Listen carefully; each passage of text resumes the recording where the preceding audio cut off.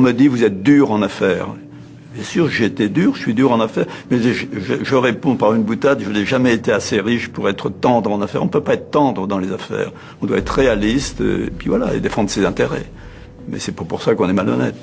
En défendant ses intérêts, on défend les intérêts des salariés qui travaillent avec vous. Si vous êtes un mollasson à la tête d'un groupe, vous l'emmenez à la faillite, et puis c'est des chômeurs des chômeurs. Donc, en défendant vos intérêts, vous défendez bien sûr les intérêts de tout le monde. Et on vous fait confiance, ceux qui travaillent avec vous ne vous font confiance que s'ils sentent une énergie, une volonté, quelqu'un qui sait voir les choses et qui sait trancher dans l'intérêt de son groupe. Il y a une sagesse dans le fait parfois de prendre des décisions qui sont strictes. Et c'est des décisions parfois qui peuvent être interprétées de l'extérieur comme des décisions qui sont injustes. Mais ça n'a rien à voir avec l'injustice. Parfois, en tant que chef d'entreprise, tu dois prendre des décisions fermes pour le bien collectif. Et malheureusement, la plupart du temps, ces décisions-là, elles ne peuvent pas plaire à tout le monde. Regarde, c'est un peu toi comment tu te comportes en tant que père ou mère de famille. N'est-ce pas que tes enfants sont la prunelle de tes yeux? N'est-ce pas que tu les aimes plus que tout? Eh bien, parfois, pour leur bien, tu dois être strict. C'est exactement la même chose en tant que chef d'entreprise.